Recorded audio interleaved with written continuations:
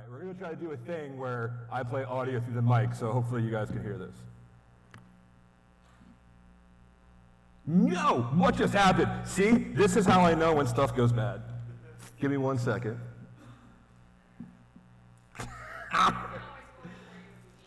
Why did that not... Already done. You know, you're right. Why didn't that play? Let's do this. Let's go back here.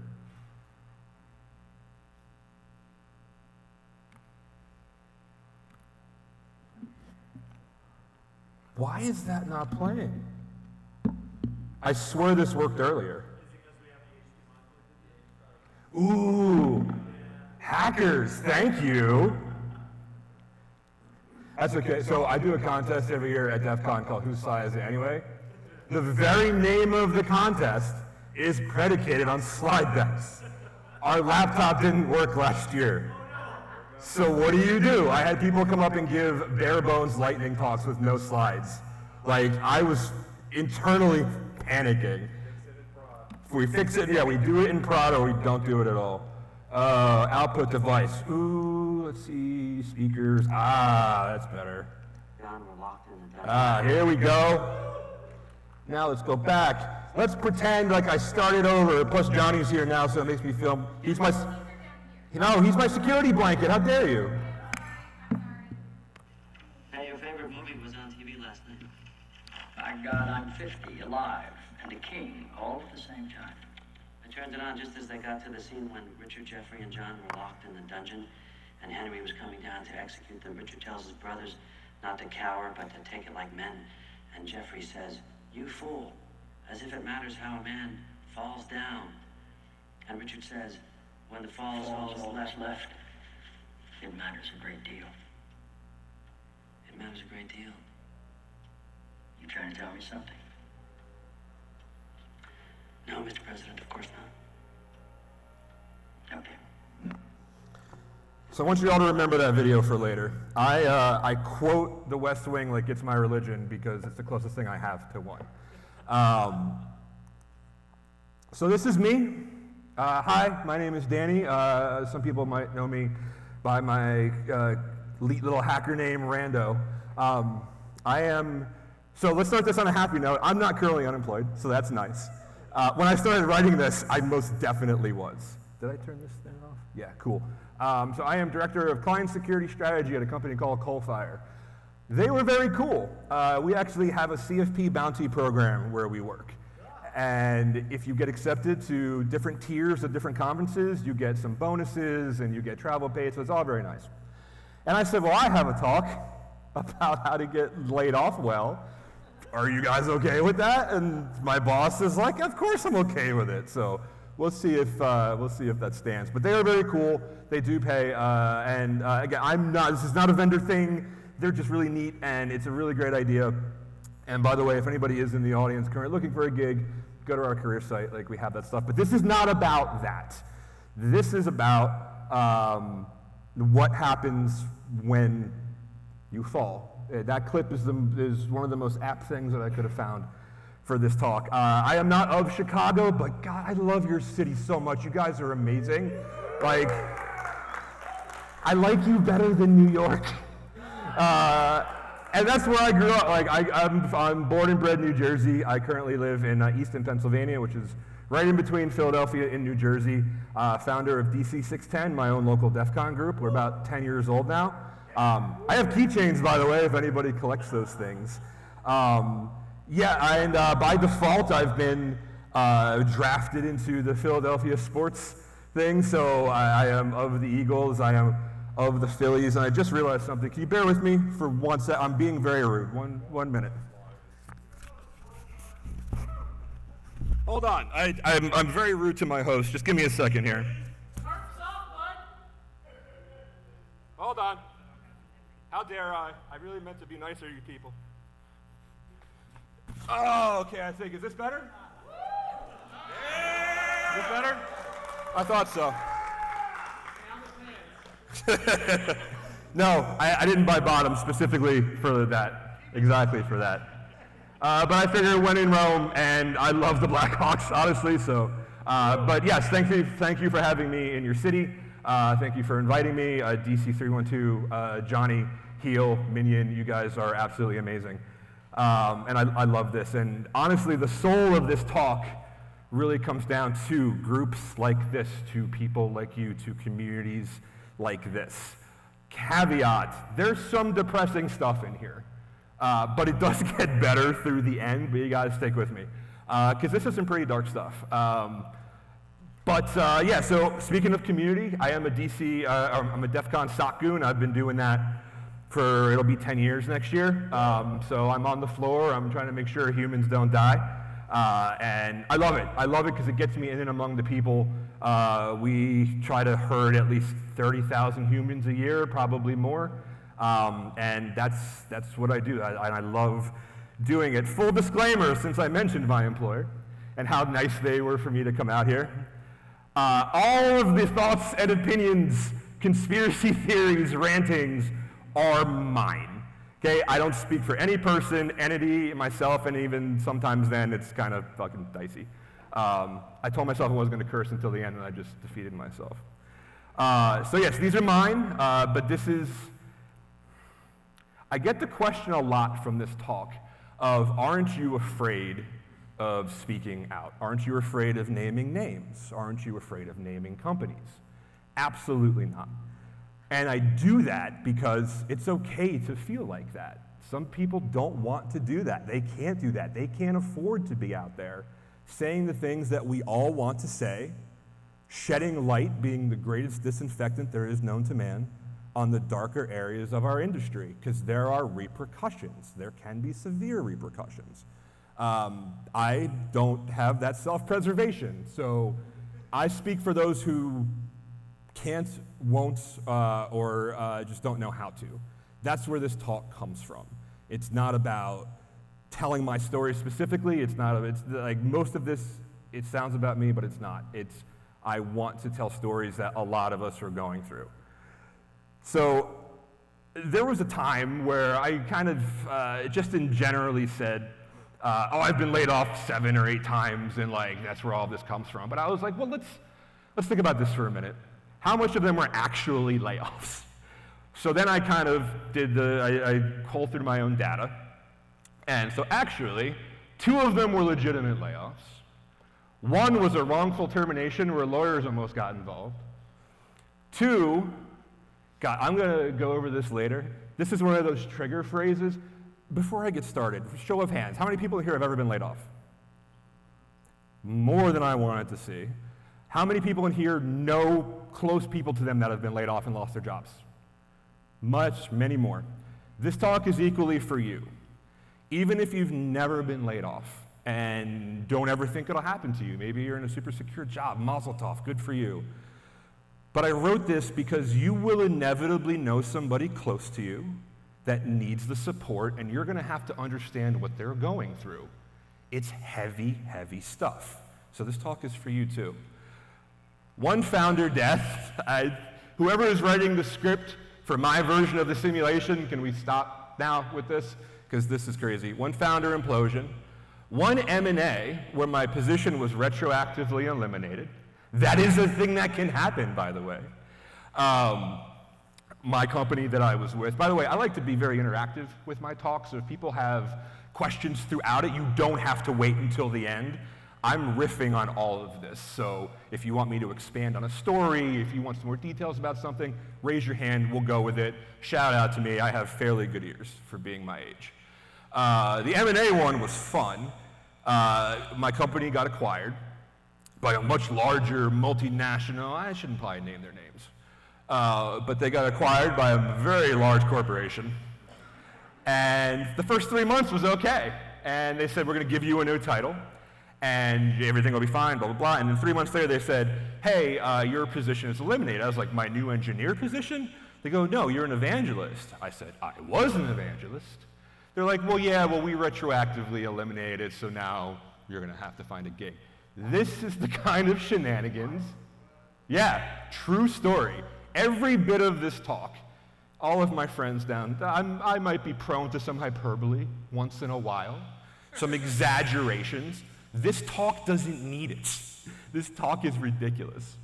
So this guy, well, for his former company, whatever you want to call it, they do this thing where they will give you a career counselor to help you find a job within the enterprise. They despise remote workers, I can tell you that. And that person doesn't care if you live or die. So beware when that happens. That's just one of many scenarios here that we're going to talk about. I got another video coming up. Hold on. This might work better this time. Amazon recently announced 14,000 layoffs. Its CEO made over $40 million in 2024. Does not compute. UPS announced 48,000 layoffs. Its CEO made over $24 million. What the hell? Intel announced 20,000 layoffs. Its new CEO's pay package is valued at nearly $69 million. I took the wrong week to drink. This is what I mean when I say the system is rigged. So this is not a hallucination of just us. This is not something we're making up, no matter how much they would want us to believe that. It is real. So this slide, actually, I wrote this last night. Most of these are my own stories, my own anecdotes, my personal data, and admittedly, my own bias. Trust but verify, or when it comes to AI, never trust but verify like your life depended on it. So I actually talked to a friend of mine who wishes to remain nameless in the journalism sphere. And I said, you cover a lot of these things. Am I out of my mind? What have you seen covering these stories for years now? What have been some of your observations? And why does this only seem to be getting worse? It hasn't gotten better. We used to have such a privilege, and I think, every Rome at one time or another falls. We used to crow about negative unemployment, right? Who remembers negative unemployment? We always used to say, I will always have a job. My skills are in demand because they told me that they would be. It's not like that anymore. And he took a little while to think about it. And this is the stuff that he came back to me after years of covering these things. And it really is true. Profits are at the employee's expense, and they're no longer even trying to hide about it. They're saying the quiet parts out loud now. How many people here have heard of ghost jobs? Those who haven't, they are absolutely a real thing. And I have another slide where I actually cite sources this time. It's not just stuff I pulled out of thin air. Ghost jobs are a real thing. And there are many, many reasons for them. TLDR, before I get to the slide, ghost jobs are jobs they don't ever intend on filling. Those jobs don't actually exist. But your data sure as hell does. So ghost jobs are a real thing. Record revenues. I just saw another one on the train. Big guess who it was? It was Cisco. For the fourth time in 2 years. I might have that number off. Maybe it's 5, 3, 4. But it is a lot. When they report, and this is going to be the highlight, record revenues. Our profits have never been higher. We had nothing but upside. What does that mean? Mass layoffs. It seems to happen every single time. It's almost not even a silent dog whistle anymore. Record revenues now equal mass layoffs. They used to have, at least used to have the common courtesy to mask their bullshit with saying, oh, profits are in the tank. Oh, we had a bad quarter. The board wants this. Not anymore. They celebrate and then they drop the axe. Last resort now becomes a first line attack. That used to be the very last resort. We don't want to cut the people. We'll cut services. They never cut leadership. That never happens. I'm being silly. Again, another one of his observations is that these layoffs are absolutely a failure of leadership who just happen to be the only people who never get touched in these things. I think the CEO of Cisco was on track for like a $40, $50, $60 million either his salary or his bonus or something like that. But these things are always a failure of leadership. And that's just common sense. You lead from the top down. And if your company is failing, it is not the rank and file's fault. Greed, growth, and unchecked capitalism, if I could sum this up in one line. I am going to get to coping mechanisms. I am going to get to the this will be okay. Don't worry that much. But anybody who hasn't really seen this before needs to know the background. And you wonder when this happens, why? Why does this keep happening? Why did it happen to me multiple times? Why did it happen to my friends? Why are people like Jason Street, of all people, losing his job? An Infosec rock star, they are no longer untouchable. Why is it happening? Because fuck you, that's why. It's really what it is. You will be on a chopping block by somebody who you never met, they have no problem with you, you have no problem with them, but maybe you just make one tick down too much money. That's what it is. And honestly, this is tongue-in-cheek, but this is as good an explanation as you're ever going to get when the why question comes up. So now that I've thoroughly depressed all of you, it is going to, yeah, right, woohoo, doldrums. Get me down in the sad dungeon. No. Now we're going to go through a few phases. We're going to go through the building phase, we're going to go through the observation phase, and we're going to go through the strategize phase. These are things that you can be doing, should be doing, and will probably have to do if you ever get into a layoff situation. Now we come to tactics, now we come to strategy.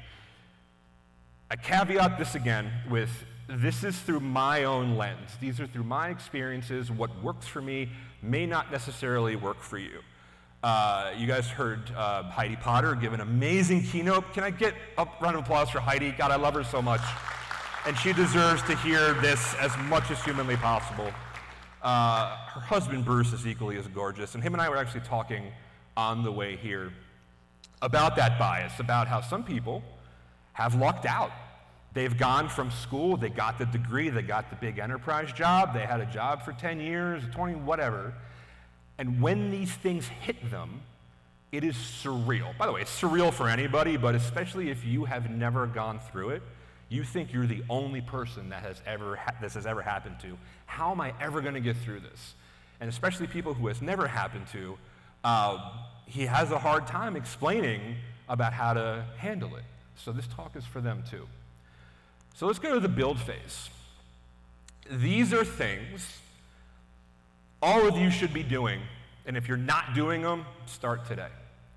The only silver bullet that I will tell you from my experience to guard against this god-awful situation that we're in, that I don't know when it will ever get better, is you have to start now. Build your network. We are here. You are doing that. Each and every one of you doing that right now, and I applaud you for that. Groups like BSides, local DEF CON groups, go to, if you can get to DEF CON, but it's not just in-person conferences. Our DEF CON group, DC 610, we have a Discord server, because we only meet once a month. But then how do you network the rest of that month? How do you work on projects? How do you create communities? That is building a network. I've never built my own network for the sake of that. I'm not talking LinkedIn here. I'm not talking accept 600,000 connection requests from Bangalore and shit, people you never met. That's fake networking. It doesn't exist. It's a fallacy. I'm talking this right here. This is so important. You've taken a big step just being here already. All of my advice for these next 3 slides, I know work. I know they can work, and doing them is better than not doing them, and I'll die on that hill. Build your wins. Somebody had asked Investigator Chick, another amazing talk. A lot of questions, I love to hear them. I think somebody down here asked it. I have a full-time job. I am a systems administrator. Like, how do I get this stuff? Classes online. I did a Googling for like computer forensics. I love Udemy. Some people talk shit on Udemy. I don't know why. It's cheap and it teaches you something. There are things for computer forensics. I learned how to do hardware on Udemy. I learned more from Blenster. Hi, Blenster. Hi, darling. Come here. Come here. Take time to hug your friends, too. So this dude helped me learn everything I know about hardware. But so whatever win, and if you're employed now, if you're not tracking the things that you're doing at work, the accomplishments that you have, the projects you did, if that axe fell tomorrow, your mind's already going to be running at 1,000,000 miles an hour. The last thing you're going to be thinking about is, oh God, what did I do? Did I build anything? Did I accomplish anything? Build those wins now. Did I mention build your network? Nobody is coming to save us. Nobody in leadership, nobody who owns more than one boat is coming to help us at all. We are coming to help us. Build your network. If you are not updating your resume, at minimum, and somebody shout out if they should do it more often, at minimum once a quarter, you are doing yourself a disservice. I can't remember what Linta and I did yesterday. I remember half of it. But when this thing hits, when this bomb hits you I called this Countdown to ZeroPay. It was a play on Kim Zetter's article, Countdown to Zero Day, where I'm counting down until my last paycheck. How many things you think are going to be on your mind?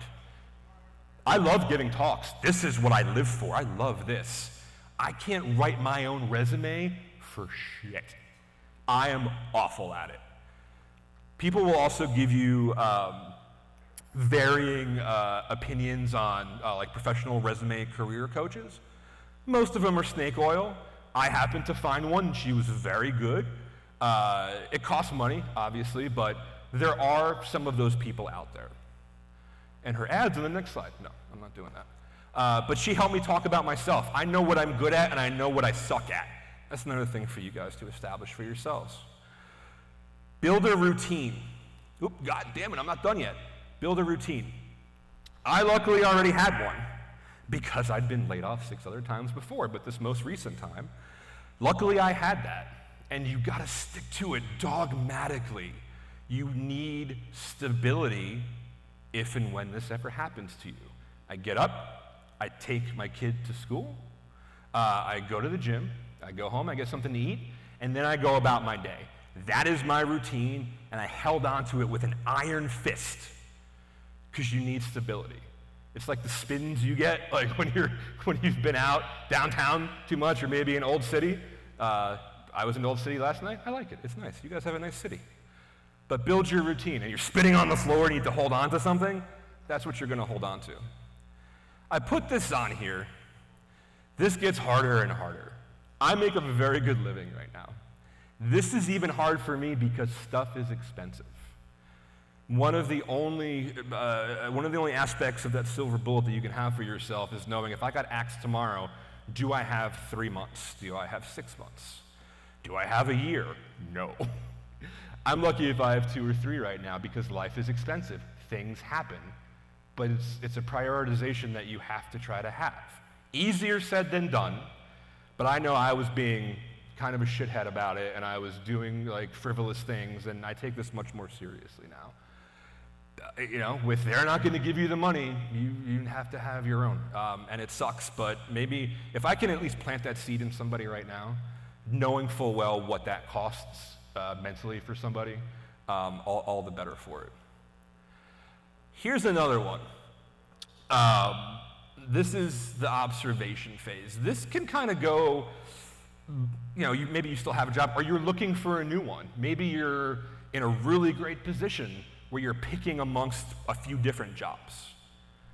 What we are great at as hackers, doing things in basements, doing things on command line, building, tinkering, breaking, putting back together. We love the guts. But we don't tend to love the guts of the business.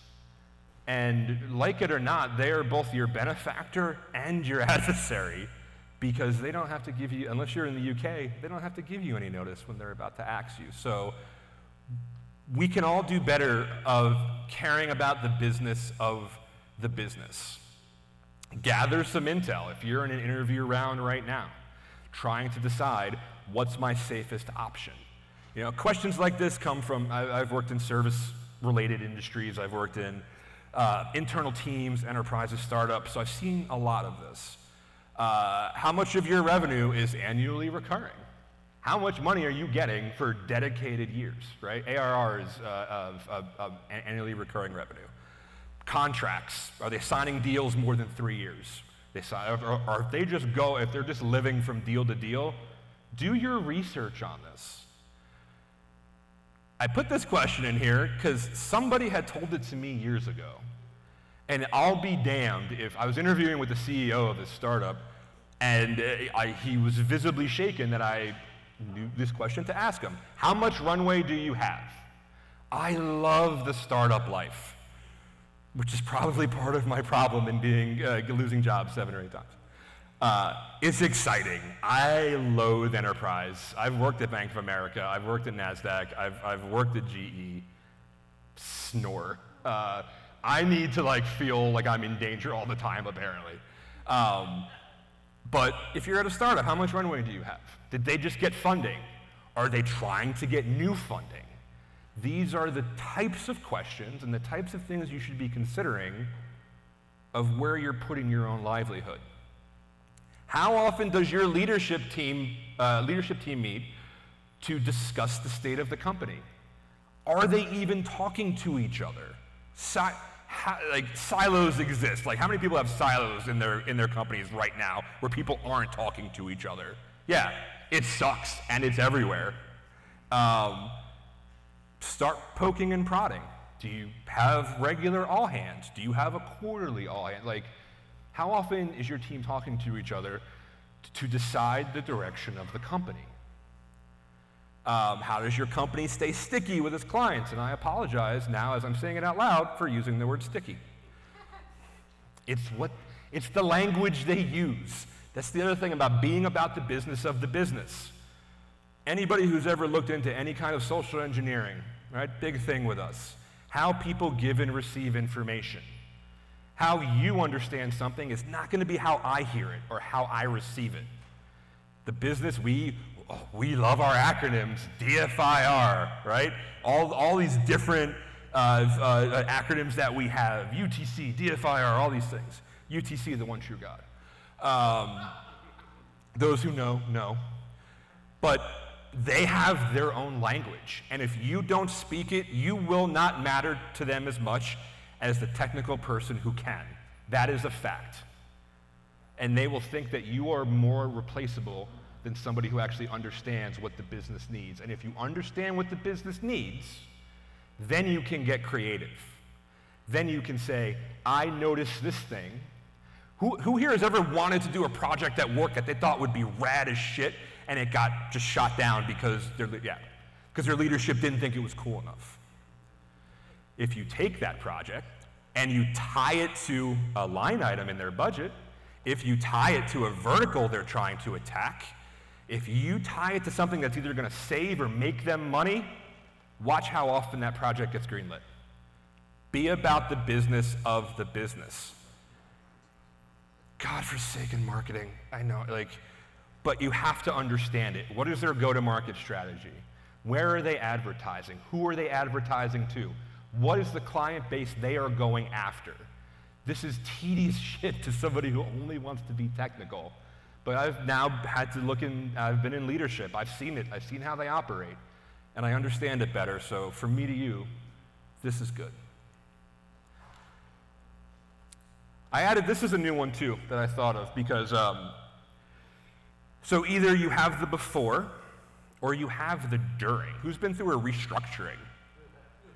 Yeah, that laugh. I know you've been through it. I used to panic. I heard restructuring, I heard reorganization, 4-letter words to me, mostly because I'm very bad at spelling. Do not panic like I did. I have panicked a few times. I no longer do that. Pay attention to how the reorganization is happening. Try to get on some more meetings. If you wanted to be with a team or get in more of a team, one of the things I do at every new company that I go to is I introduce myself like I'm running for Congress. Like, I make friends because I know later on I'm going to need intel on what's going on with a restructuring. Do not panic, strategize. This is the same thing I told you earlier. Gather your wins and document them. Running tally. Put it in Obsidian. Put it in a private GitHub. I don't care how your brain organizes things to make it tickle nice. Do it that way. I love Obsidian now, by the way. I used to use OneNote for everything. Obsidian is, highly recommend it. Check in with your relationships that you have at work, if somebody you haven't checked in with, because people get busy. We're all busy. We forget stuff all the time. Check in with those people.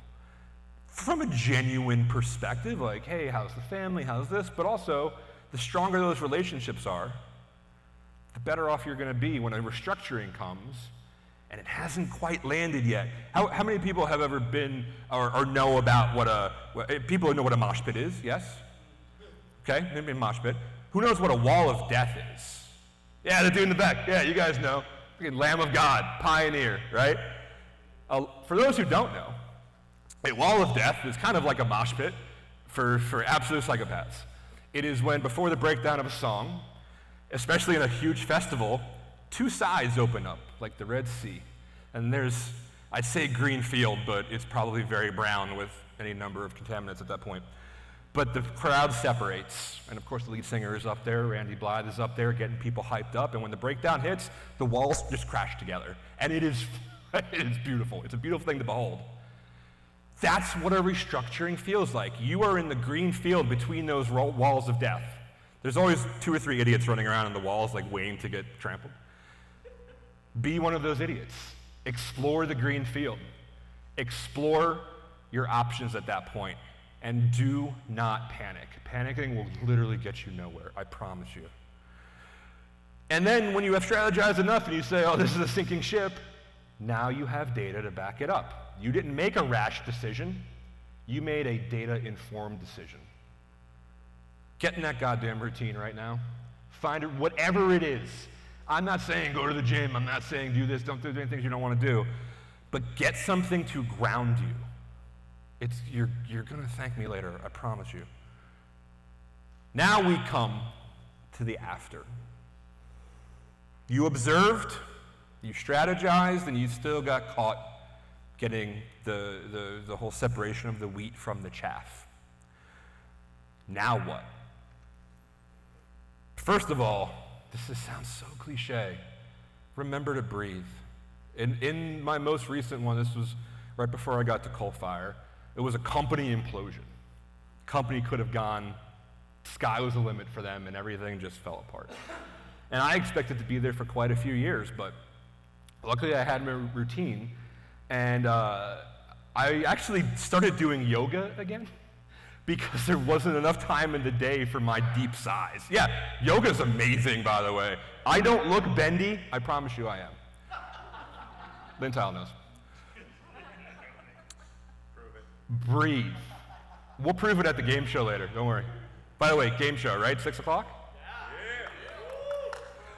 Who has never seen a Lynn Tile game show? Oh, you are in for a treat. Oh, you're in for such skullduggery, you have no idea. I promised I would try not to curse that much. I gave this talk a little bit ago and I watched it back, and even for me, I was like, God, find some new words. I went with skullduggery. I used a new word from 1832.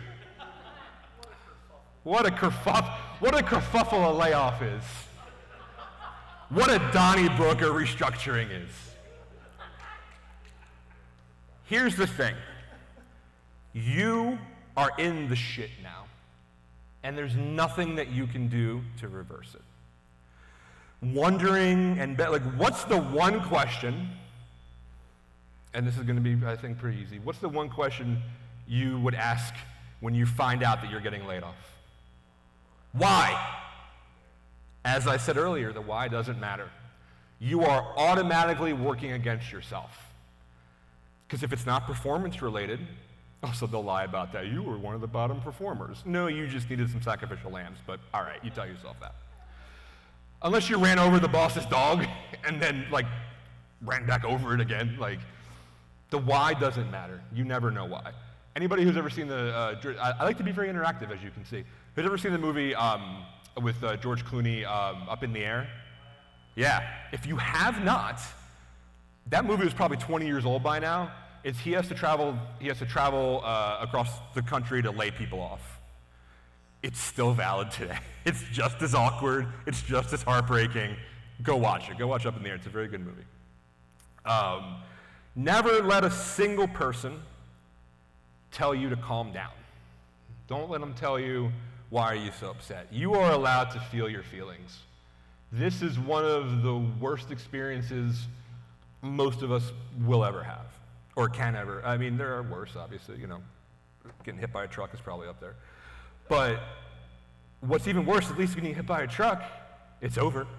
You're done. It happened, and you're like, all right, cool. But this is the uncertainty now. This is the night quiet when everybody's in bed and you have to wonder what's tomorrow.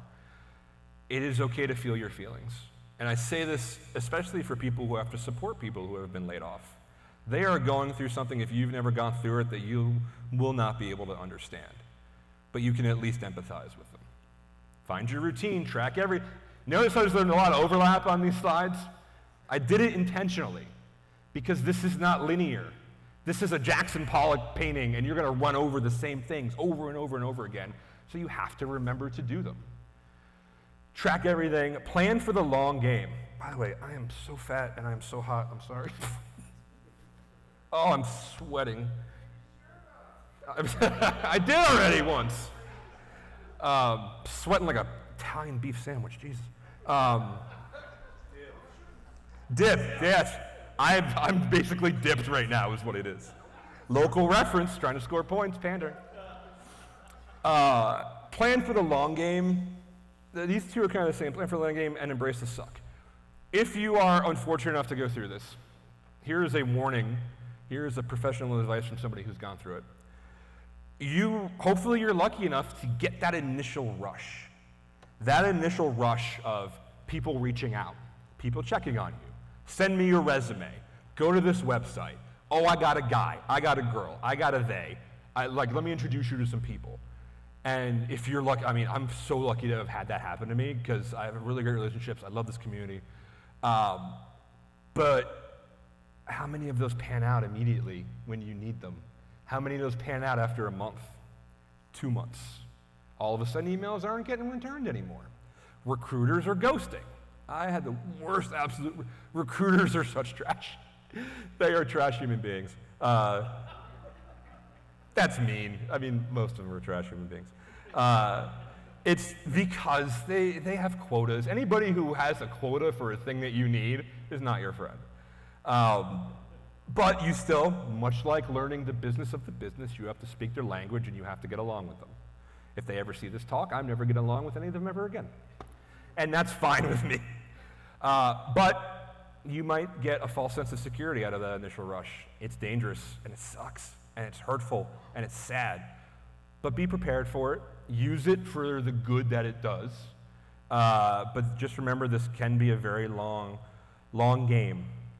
Grace and patience are your words of the day, and the next day, and the next day after that. For yourself, for your family, for your loved ones, for people that are going through it, even though you're not. Because even the most down-to-earth people, the most level-headed people, will do some crazy shit. And because anger does a lot, sadness does a lot, uncertainty for your family's future does a whole lot. Grace and patience. If you have to use a mantra for this, just use that. They didn't ask for this. You didn't ask for this. Hopefully they got some kind of severance. That's the other bullshit thing these companies do of like, well, we gave a really good severance. Okay, unless it's indefinite, then you probably should have kept them hired, idiot. Help yourself by helping others and celebrate. By the way, what I mean by helping yourself by helping others, this, BSides312. This exactly. You are helping your local community. By the way, I've heard great things about I didn't know that there were like multiple BurbSecs, right? Like all along this city. That's insane. Like, I'm going to applaud you guys for that because that shows a real dedication to community. Chicago is, I really admire you guys so much. Like, I thought there was just like one, and mostly I just thought it was Johnny showing up drinking. There is one every Thursday, and some Thursdays it's even two because they're too far away from each other. That's crazy. You've created your own rotating ecosystem where nobody feels left out from week to week. God, I hope you really sincerely appreciate what that is and how difficult that is. Heidi built a community for 20 years. It didn't happen overnight. If you're nice, you might start one near you. I'll start a BurbSec near me. Like, I do a DC, but like maybe I'll start something new. Okay. We've got BurbSec Galway, BurbSec Las Vegas. Oh, it's not just Chicago? BurbSec South Bend, BurbSec Minneapolis now. Yeah. I'm madly in love with you guys. You guys are amazing. I didn't even know all of that. But Leave the BurbSec ecosystem and go, what the fuck? Where's my BurbSec? yeah, that's essentially like, hey, do I have a local DEF CON? Now it's, I want it to be, where's my local BurbSec? Like, what a miracle you guys have created. You're already ahead of the ball. I love that. Anyway, I'm extemporaneously gushing too much. I still have a time limit here. But the last one is very important, because where I said record your wins, write everything down. Now, after the fall, it becomes, did I get out of bed this morning? How long did it take me to get out of bed? Did I cry once or twice this morning? Did I cry once or twice at night? No, I only cried once today. Record that shit and read it back to yourself. The wins become much different at that point. Record everything. Every interview you go on, every recruiter you talk to. I really have a hard time. Obviously, I'm incapable of hiding my disgust for those people. And they've gotten, just like the industry, they've gotten worse.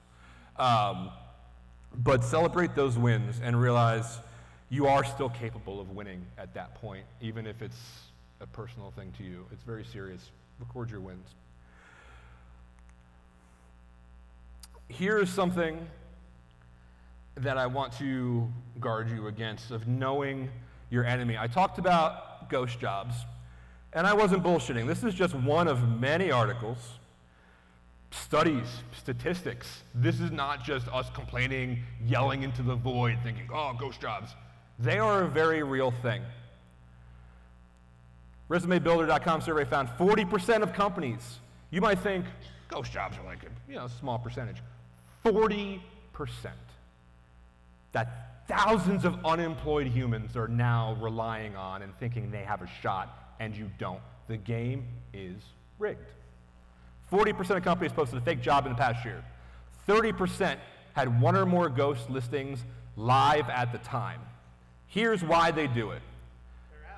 They're assholes, or just to be a dick about it. Maybe they get dominated at home, so the dude doing it is like, I'm gonna feel big somehow. Sometimes people want to get dominated, and that's okay. I'm sure you have a community here for that too. I don't kink shame, that's fine, it's all about you. But when your kink is getting off on other people's misery and they haven't asked you to do that to them, it is wrong. But if they're paying you to do it, mazel tov, have at it. I have some Googling to do tonight in Chicago. They do it for their own pipeline building, just in case we might dangle some jobs for you. Dicks. Perception of growth. Perception is everything. I think if we've learned nothing since 2020 and lockdown, the veneer, the royal veneer is cracking.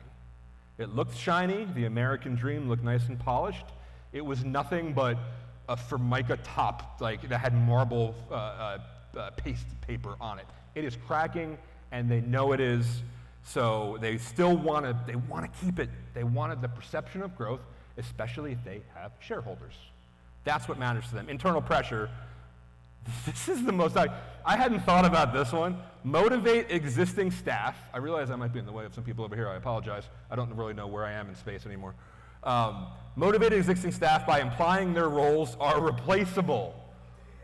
Yeah, and that's not hyper. Like, this is, again, these are surveys that have gone out. But as with anything I've said, do your own research. Do your things. But this is market research. Salary expectations, demand trends. If they know there are 6,000 people going for one job, how willing do you think they are to part with their budget for that job? You will take what you can get and like it, peasant. That's not just me like using fanciful language. That's exactly how they think. That's what it is. I want you to remember, again, I've asked you to remember a bunch of things. I keep saying, remember this thing, remember this thing. Watch the video later. I'm so dumb for saying it. But I said, what's the one word you want to ask? Why? I want you to remember this one too. This is not about you. It is not casting aspersions on your ability to provide for your family. It's not casting aspersions on your quality as a human being. This is not about you. This is a them thing. You are at what can be at best described as collateral damage. And yet, you will still take it personally. How can we not? As hackers, we are in an industry that came after us. Hackers came first. The industry came second. And they build their billions off of our backs. And because of that, we wrap who we are. I am a hacker at heart. I take shit apart. I want to know why. And I hang out with the best in the world, and it's glorious. But it's who I am, and when I wrap that up in taxes and a paycheck, shit gets dicey. So this is not about you, it's about them. This is something that I saw on the plane. I did this at SEC KC. You're getting a different version of SEC KC that it does, so don't worry. I try to add something new to all of these so nobody feels cheated. This was a quote that I got. I was reading some book. I forget what it was now at this point.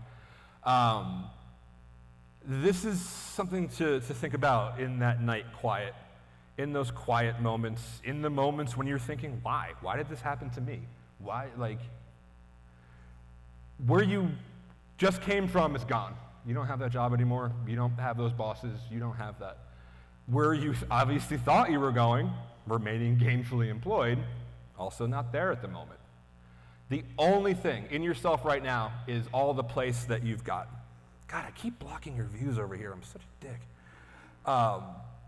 There was, again, all that you have right now is yourself. So what is that self going to do for you? Start thinking about that now. I have a thing, and I've said this to other people before.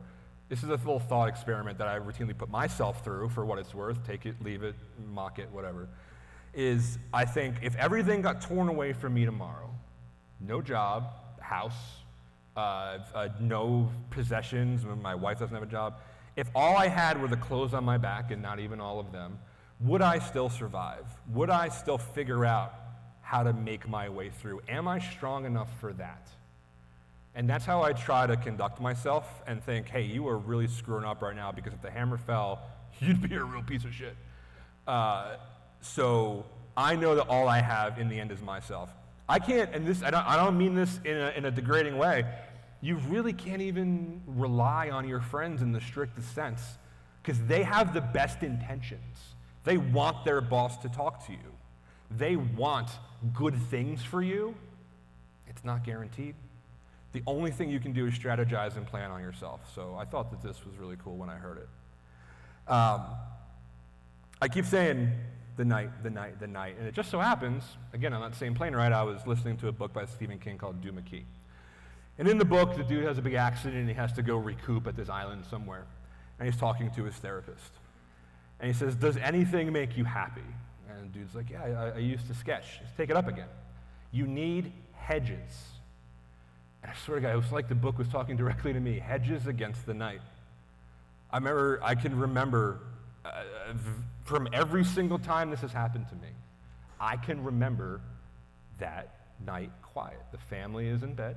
My son was asleep. My wife was asleep. My dogs were asleep. They were no help. Some emotional support animals they were. And I sat in one of the rooms in my house, and it had never been so deathly quiet. Usually there's like cars and gunshots or something. Even the gangbangers weren't helping out to like give me some noise. It was deathly quiet, and nobody is awake, unless maybe I can get a hold of El Cantaro or somebody overseas. Maybe he's awake. Even then, he'd only mock me. Happy birthday, El Cantaro, by the way. Everybody say happy birthday, El Cantaro. All right. I could feel the love on that one. That was nice. That was a nice moment for all of us to share. But it is the night, and it will fuck, because nobody's emailing you at 2 o'clock in the morning. I mean, they are, but it's going to spam. So it is that. But then use that time. Go find a course on Udemy. There's a lot, again, I wrote this, the beginnings of this before I was even doing a lot with AI and things like that. And again, people have varying opinions on AI to do this, that, and everything. You saw my AI slop earlier. Those were the pictures this talk was initially a LinkedIn blog series. That's how depressed I was. I was posting blogs on LinkedIn. That's sad. I don't care who you are. But, you can learn a shit ton with AI. Thankfully, I had friends and I had people like Blendster to help me teach me hardware. But I was on, and I was asking the questions, and I was learning new things, and I was trying to keep my mind busy. Keep your mind occupied. Now is the time in this talk where I give you a direct quotation of my last experience.